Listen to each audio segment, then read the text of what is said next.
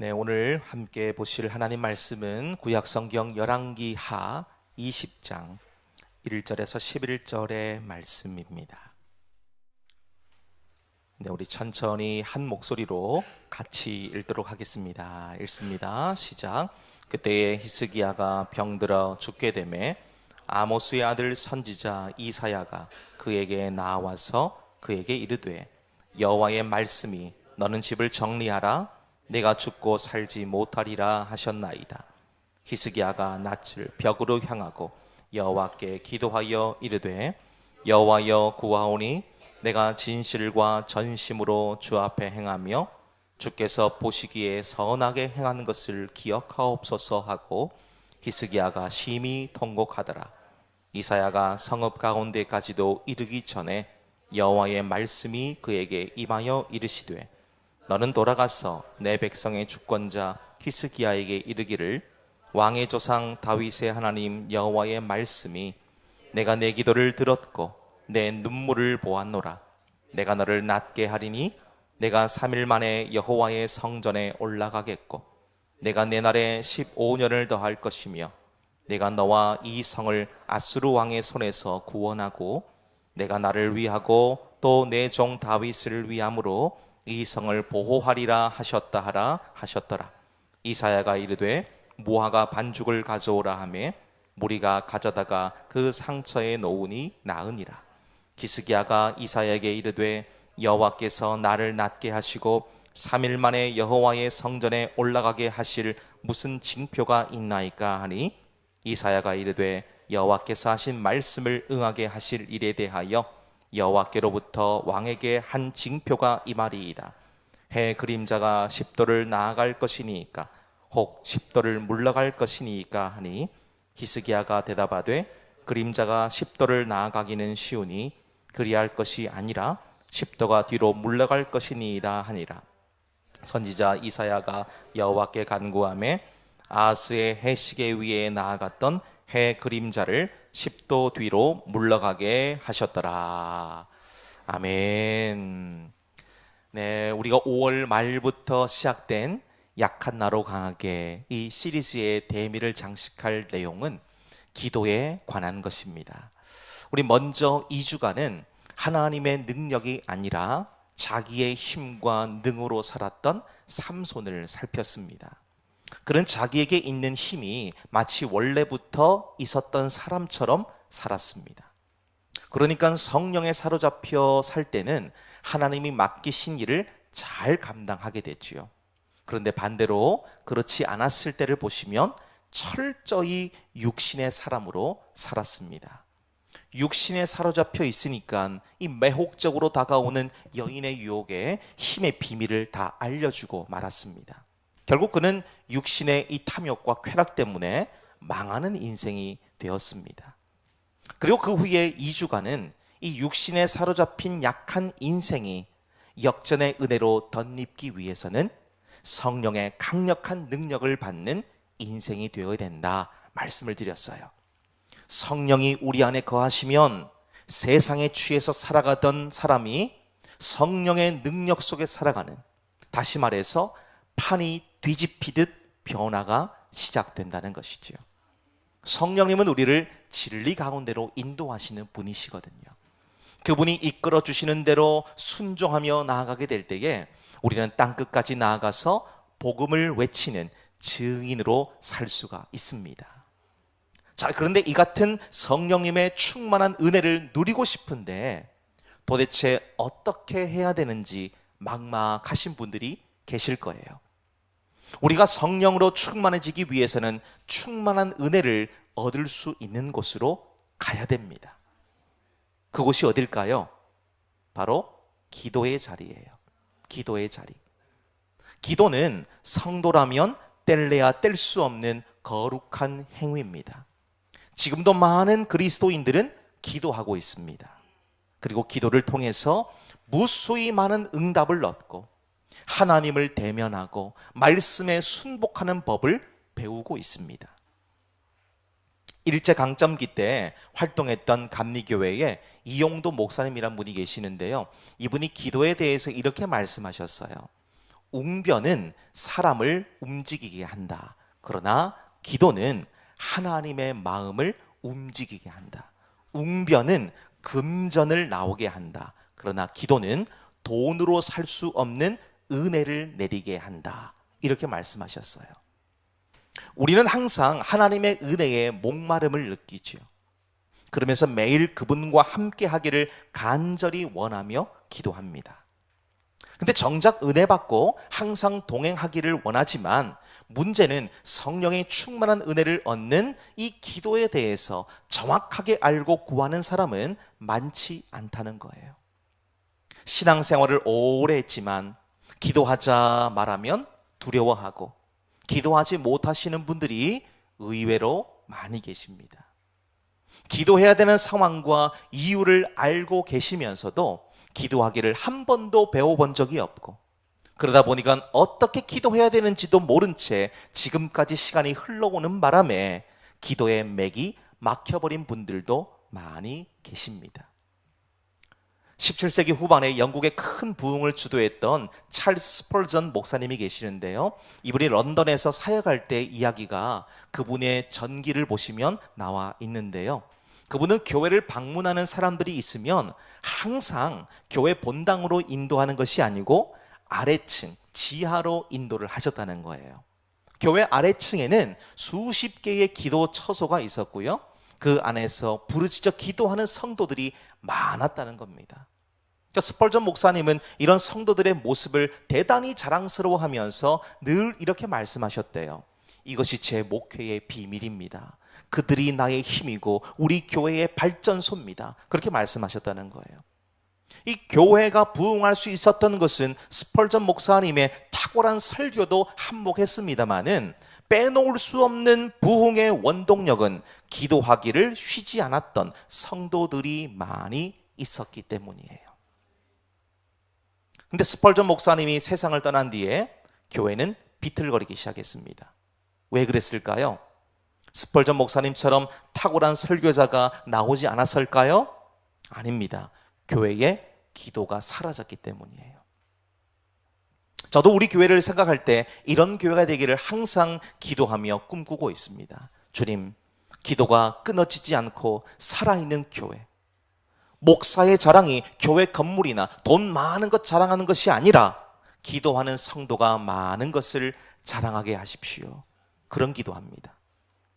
제가 이 기도에 소망과 비전이 있는 것을 보게 되는 것은 우리 교회도 매주 저를 비롯한 우리 성도님들과 또 우리 교회, 나라와 민족을 위해서 뜨겁게 기도하고 계시는 중보기도 팀이 있기 때문이에요. 부디 교회의 발전소인 기도의 시간, 이 능력의 용광로가 꺼지지 않고 잘 돌아가서 우리가 구하거나 생각하는 것보다 더 크게 응답하실 것을 속히 보게 되는 그 은혜가 임하게 되시기를 원합니다. 오늘 5번째, 이제 마지막 시간이 되는데요.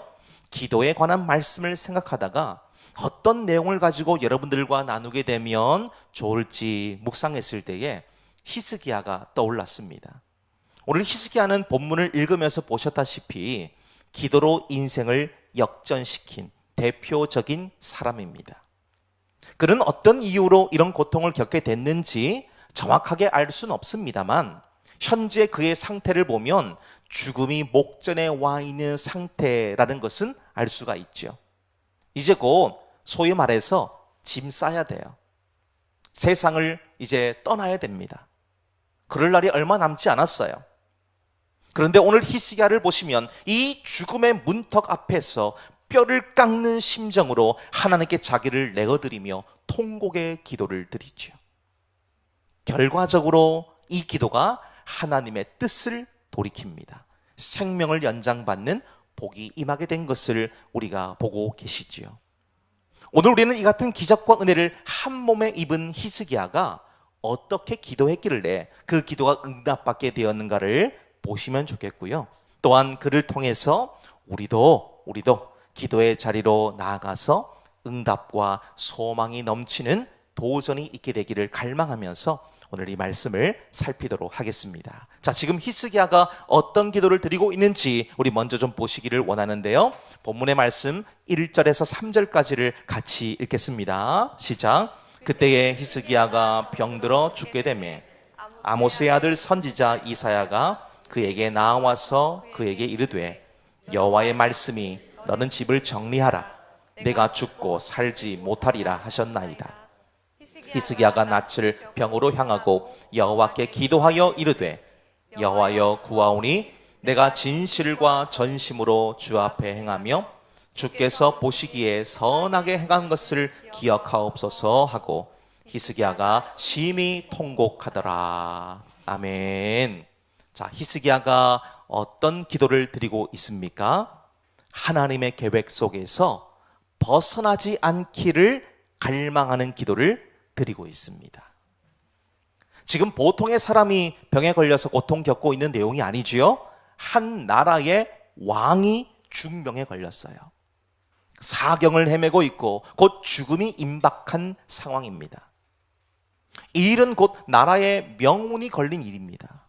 국가적으로 매우 중대한 사건이기 때문에 예의주시할 수밖에 없는 것이지요.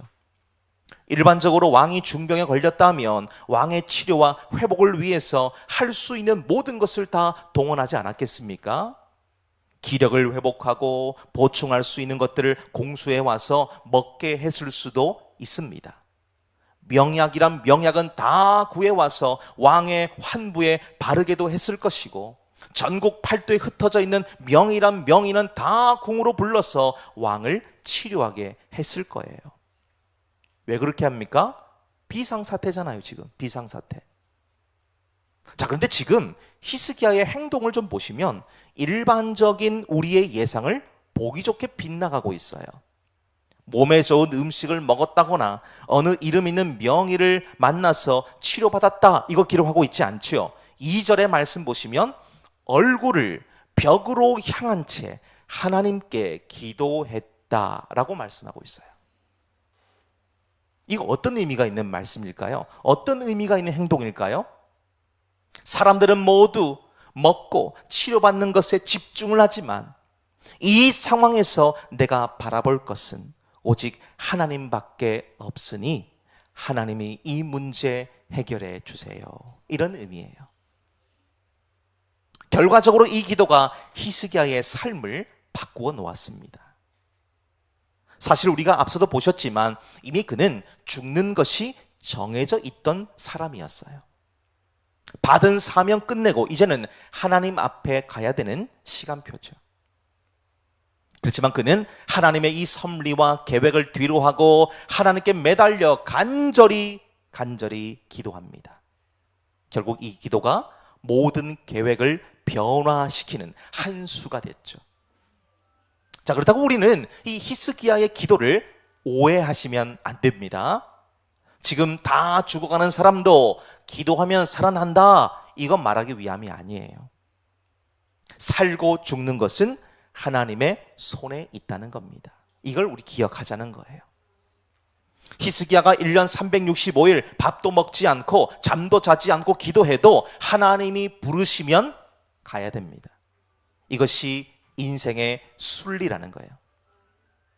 근데 이 생사 여타를 주관하신 하나님이 다시 기회를 주셨다. 어떤 특별한 목적과 계획이 존재하기 때문이라고 볼 수가 있습니다. 하나님께서 히스기야의 기도를 들으신 특별한 이유가 있다면 뭘까요? 6절의 말씀 보면 현재 예루살렘이 맡고 있는 상황이 대적 아수르에 의해서 너무도 긴박하고 위태롭기 때문이에요. 만약 하나님께서 히스기야를 불러가신다면 히스기야는 하나님 나라에서 이제 더 이상 아픔도 없고 눈물도 고통도 없이 영원한 행복을 누릴 수 있습니다마는 남겨진 이스라엘 백성들은 어떻습니까? 그 아수르의 포악하고 잔혹한 희생양이 되어야 되는 거예요.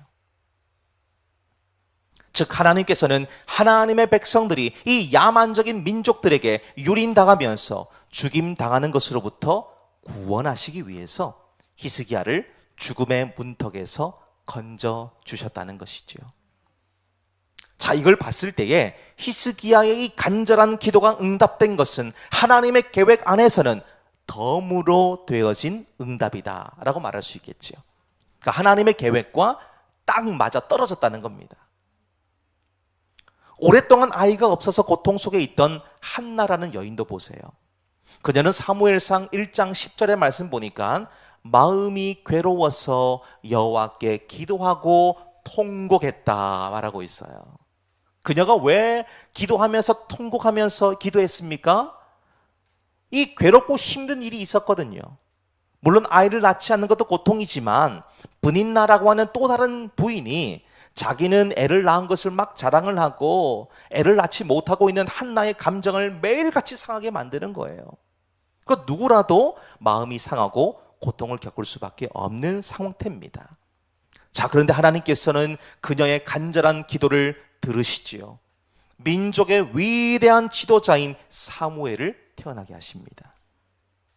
한나의 간절한 기도에 더해서 하나님께서는 이스라엘의 기초를 다지고 왕정 국가의 기틀을 준비할 탁월한 사람을 준비시켜 놓으신 거예요. 이것이 하나님께서 개인과 나라를 구원해 나가시는 비결입니다. 자, 우리가 그 계획 안에 보셔야 될 것이 있죠. 바로 기도입니다. 기도는 우리가 하나님의 계획 속으로 들어가기를 갈망하는 행위예요. 기도는 내 뜻과 내 계획, 목적을 이루기 위한 수단 방법이 아니에요. 내 소원을 이루기 위한 목적이 아니라는 겁니다. 이거 들어주세요, 저거 들어주세요. 물론 우리가 기도를 모를 때는 그럴 수 있습니다만 기도를 하나씩 알아가고 말씀을 알아가고 이해가는 가운데에서 그 기도가 지금 방향이 조금 엇나가 있구나라는 것을 깨닫게 된다는 겁니다. 그러면 이제 기도를 하다 보면 방향이 제대로 돌아오게 되죠. 무엇에 초점을 맞춥니까? 하나님께 맞추는 거예요. 하나님께서 나에게 하실 일이 뭡니까? 내가 주님께 쓰임받을 어떤 그릇, 도구가 뭡니까? 제가 뭘 하기를 원하십니까? 이렇게 묻게 되는 거예요.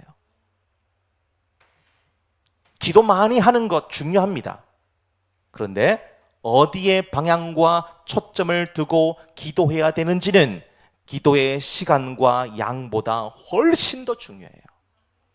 방향이 틀리면 목적지가 달라지기 때문입니다. 만약에 오늘 히스기야가 통곡하며 기도할 때 하나님, 저 아직 40도 안 됐어요. 이 히스기야가 25살에 왕 위에 오르거든요. 그리고 지금 이 기도하는 것은 그가 왕 위에 오른 지 14년이 지난 그 시간에 기도하고 있는 겁니다. 그러면 몇 년이, 지금 몇 살이에요? 39. 아직 40 안 됐어요. 하나님, 저 아직 40도 안 됐습니다. 지금 죽기엔 너무 억울해요.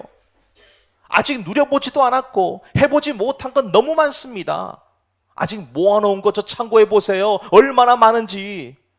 일단 저 죽는 건 당연하지만 조금만 더 에게 시간을 주시면 제가 저거 좀 써보고 죽겠습니다. 이런 욕망의 기도를 드렸다면 하나님이 그 기도를 어떻게 보셨을까요? 말씀의 앞뒤 좌우를 전후를 살폈을 때에 하나님은 히스기야 데려갔었을 거예요. 다른 사람을 통해서 하나님의 백성들을 구원하셨을 것입니다. 자, 그렇다면 우리의 기도도 한번 돌아보시기를 바라요. 지금 어떻게 기도하고 계십니까? 왜 그렇게 기도하고 계시고 무엇을 위해 기도하고 계십니까? 각자가 하나님께 방향을 두고 진실함과 성실함으로 기도하고 계시는 줄로 압니다. 자, 그렇지만 우리가 놓치지 말아야 될 것은 우리의 기도 역시 히스기야처럼 하나님의 계획 속에서 벗어나지 않는, 그분의 계획과 나의 계획이 맞아떨어질 때 응답이 있다는 사실이에요. 사랑하는 여러분, 그렇기 때문에 하나님께 기도의 방향을 맞추셔야 됩니다. 눈을 들어서 하나님께 마음을 드리고 입술의 고백을 올려드리십시오. 히스기야는 자기의 얼굴을 벽으로 향합니다. 죽음 직전까지 가게 만든 그 질고 앞에서 억울함을 호소하거나 분노하지 않았어요. 그저 하나님께 방향을 두며 긍휼을 구하죠. 그리고 오늘 말씀 보십시오. 제가 주님 앞에서 진실하게 살아온 것과 온전한 마음으로 순종한 것과 주님께서 보시기에 선한 일 한 거 기억해 주세요. 그렇게 간구할 수 있었던 거죠. 두 번째 보실까요? 4절에서 6절까지를 우리 한번 읽도록 하겠습니다. 시작. 이사야가 성읍 가운데까지도 이르기 전에 여호와의 말씀이 그에게 임하여 이르시되 너는 돌아가서 내 백성의 주권자 히스기야에게 이르기를 왕의 조상 다윗의 하나님 여호와의 말씀이 내가 내 기도를 들었고 내 눈물을 보았노라. 내가 너를 낫게 하리니 내가 3일 만에 여호와의 성전에 올라가겠고 내가 내 날에 15년을 더할 것이며 내가 너와 이 성을 아수르 왕의 손에서 구원하고 내가 나를 위하고 또 내 종 다윗을 위함으로 이 성을 보호하리라 하셨다 하라 하셨더라. 아멘. 자, 두 번째 무엇입니까? 하나님의 마음을 움직이는 기도를 드리고 있죠. 마음을 움직이는 기도. 자, 여기서 중요한 핵심은 하나님이 히스기야의 기도를 들으셨다라는 거죠. 들으셨다는 겁니다. 하나님은 우리의 작은 신음에도 응답하실 수 있는 이유가 뭘까요? 그분이 내 소리를 듣고 계시기 때문이에요. 여러분, 이 사실을 절대로 놓치시면 안 됩니다. 사람은 내 소리를 못 들을 수 있어요. 그래서 섭섭할 수 있습니다. 그런데 하나님은요, 내가 부르짖고 간구하는 그 작은 신음소리도 다 들으시는 거예요. 민수기 14장 28절의 말씀 보세요. 너희 말이 내 귀에 들린 대로 내가 너희에게 행하리니. 그러죠. 하나님은 우리가 무엇을 말하고 있는지, 어떤 마음을 품고 있는지, 어떤 소원이 있는지 이미 알고 계신다는 거예요. 그러면 여기서 이제 질문이 생기죠. 아니, 하나님 다 아신다면서 왜 이렇게 기도해야 됩니까? 내가 왜 이렇게 힘들고 고통스러울 때 왜 적극적으로 돕지 않으시고 응답하지 않습니까? 라고 질문할 수 있잖아요. 에스겔 36장을 보면 그 이유를 알 수 있습니다. 에스겔 36장의 말씀은 이스라엘의 회복과 또 새 영을 주시겠다는 하나님의 약속이 기록된 말씀이에요. 당시 이스라엘은 하나님 앞에 범죄합니다. 그래서 바벨론의 포로로 끌려가고 그 땅도 완전히 황폐하게 변해버리지요.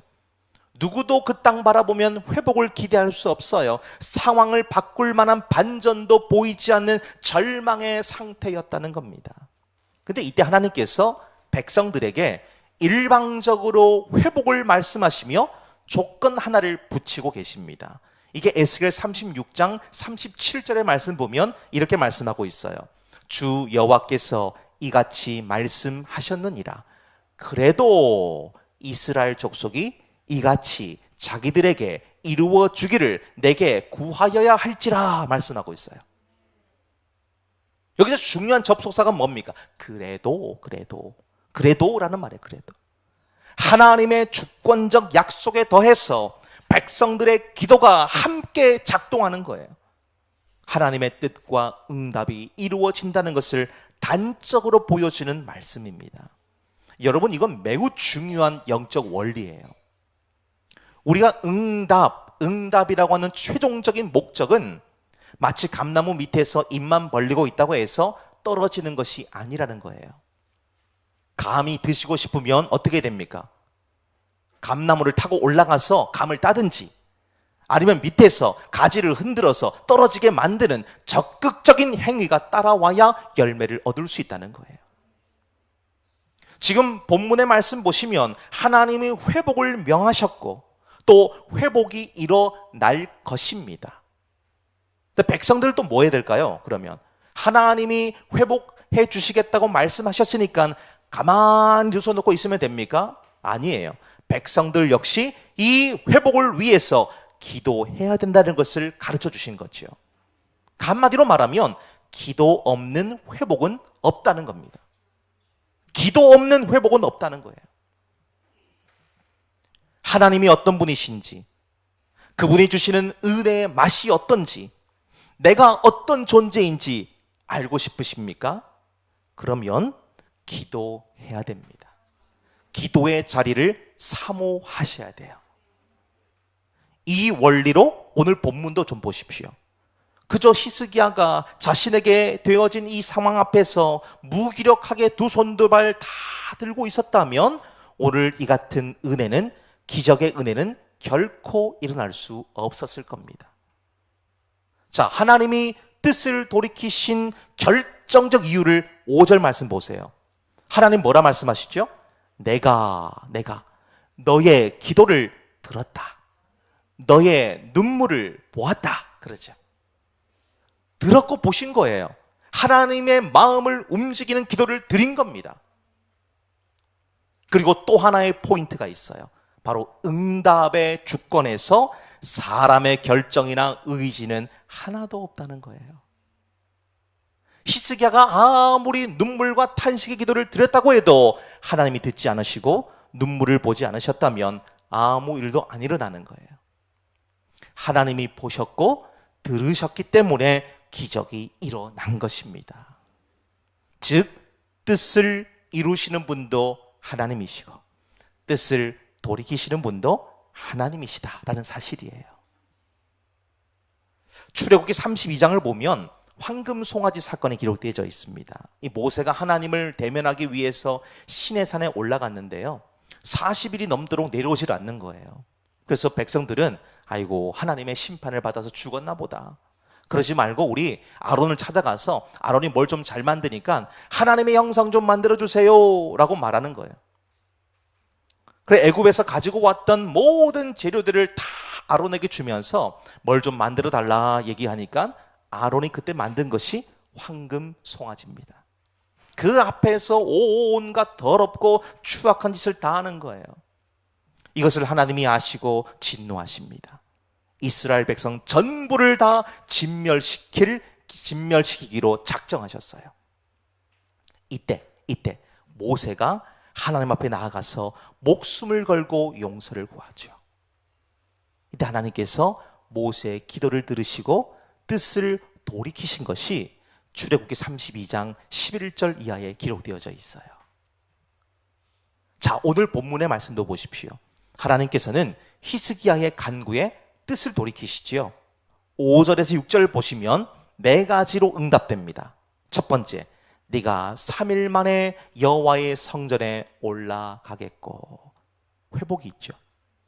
두 번째, 내가 내 날에 15년을 더할 것이며 생명이 연장됩니다. 세 번째, 내가 너와 이 성을 아수르 왕의 손에서 구원하고, 하나님의 도우심이 있죠. 네 번째, 내가 나를 위하고 또 내 종 다윗을 위함으로 이 성을 보호하리라 그럽니다. 하나님의 절대적인 만지심이 있다는 겁니다. 자, 그 결과가 어떻게 되는지 보십시오. 본문의 말씀 7절에서 11절의 말씀을 같이 한번 읽겠습니다. 시작. 이사야가 이르되 무화과 반죽을 가져오라 하매 무리가 가져다가 그 상처에 놓으니 나으니라. 히스기야가 이사야에게 이르되 여호와께서 나를 낫게 하시고 3일 만에 여호와의 성전에 올라가게 하실 무슨 징표가 있나이까 하니, 이사야가 이르되 여호와께서 하신 말씀을 응하게 하실 일에 대하여 여호와께로부터 왕에게 한 징표가 이 말이이다. 해 그림자가 10도를 나아갈 것이니까 혹 10도를 물러갈 것이니까 하니, 히스기야가 대답하되 그림자가 10도를 나아가기는 쉬우니 그리할 것이 아니라 10도가 뒤로 물러갈 것이니이다 하니라. 선지자 이사야가 여호와께 간구하매 아하스의 해시계 위에 나아가던 해 그림자를 10도 뒤로 물러가게 하셨더라. 아멘. 자, 결과가 어떻게 됩니까? 결과, 기도에 응답이 있죠. 급속한 치유도 일어납니다. 자, 지금 본문의 말씀 보면 인간의 능력 바뀐 자연의 기이한 현상이 일어나게 됐죠. 정말 하나님께서 자신의 기도에 응답하시고 새로운 사명과 생명을 주신다는 것을 확실하게 보여주십니다. 상처가 곧바로 낫죠. 해 그림자가 10도나 뒤로 물러가게 되었다 말씀하고 있습니다.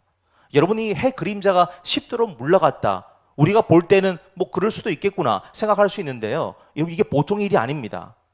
해 시계의 그림자가 뒤로 넘어갔다고 하는 것은 해가 거꾸로 움직였다거나 지구의 자전이 멈춰야만 가능한 일이에요. 즉 다시 말하면 과거로 돌아갈 수 없는 시간의 흐름조차 하나님의 주권 안에는 가능하다는 겁니다. 우리가 볼 때는 불가능해. 절대로 일어날 수 없어. 절대 없어요. 하나님께는 절대라는 말이 없습니다. 하나님의 능력에는 절대적인 능력이지만은 하나님께는 우리가 볼 때 절대 불가능합니다, 이런 말이 통하지 않는 거예요. 의미가 없는 겁니다. 하나님은 모든 만물을 주관하시고 다스리시는 분이시기 때문이에요. 그러니까 피조물 된 우리가 하나님을 다 이해하려고 하시면 안 됩니다. 그냥 믿을 수밖에 없어요. 그분의 능력이 너무 크기 때문에 그냥 믿을 수밖에 없는 거예요. 지금 히스기야가 이런 초자연적인 기적을 얻을 수 있었던 이유가 무엇입니까? 앞서도 보셨지만 그의 기도로부터 시작이 됐어요. 기도로부터. 하나님이 그의 기도를 들으셨고 그의 눈물을 보셨기 때문에 가능한 일이었다는 것이지요. 초대교회의 위대한 교부 중에 한 명인 어거스틴이라는 사람이 있죠. 어거스틴. 이 젊어서 하나님과는 상관없이 아주 방탕하게 살아갔던 사람이었습니다. 그는 당시에 혼합주의였던 마니교를 신봉하던 사람이었고요. 항상 진리를 쫓아서 갈구하던 그런 사람이었습니다. 근데 그 어떤 것도 진리에 대한 자기의 목마름을 해결해 주지 못합니다. 그러던 어느 날 그가 당시에 밀라노의 주교였던 암브로시우스가 로마서를 가지고 설교를 한 게 있는데요. 그 설교를 듣던 중에 하나님의 강력한 은혜가 임하게 돼서 회심하게 됩니다. 그 진리 안으로 들어오게 됐어요. 근데 사실 이 어거스틴이 암브로시우스의 로마서 설교를 듣고 회심하는 기적이 있게 된 것은 그냥 일어난 일이 아니에요. 그의 어머니 모니카가 뿌려놓은 눈물의 통곡의 기도가 있었기 때문이에요. 모니카는 어거스틴이 회심하는 것을 보지 못하고 돌아가셨는데요. 그녀의 눈물과 탄식의 기도를 하나님이 들으셨기 때문에 이 방탕한 삶을 살던 어거스틴이 회심할 수 있었다는 겁니다. 지금 히스기야가 이 같은 은혜를 얻게 된 배경도 보십시오. 역시 기도라는 것입니다. 하나님의 계획 속에서 벗어나지 않기를 갈망하고 그분의 마음을 움직이는 기도를 드린 것이 오늘 이 같은 기적과 회복이 있게 된 이유였다는 것을 보시게 됐지요. 시편 125편 5절에서 6절을 보십시오. 눈물을 흘리며 씨를 뿌리는 자는 기쁨으로 거두리로다. 울며 씨를 뿌리러 나가는 자는 반드시 기쁨으로 그 곡식단을 가지고 돌아오리로다 말씀하죠. 무슨 의미입니까? 눈물로 기도의 단을 쌓으면 반드시 풍성한 열매를 거두게 된다, 그런 말이죠.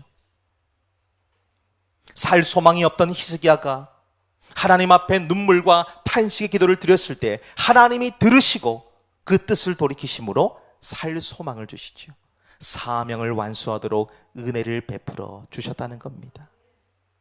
자, 그렇기 때문에 오늘 역시 우리 역시 오늘부터 기도가 시작되어져야 됩니다. 오늘부터 밥을 배고프면 밥 먹고 목마르면 물 마시듯이 하나님이 어떤 분이신지 그분이 정말 계시는지 알려면 기도하는 수밖에 없어요. 보이지 않는 하나님을 무슨 수로 만나고 어떻게 느낄 수 있겠습니까? 기도가 통로예요.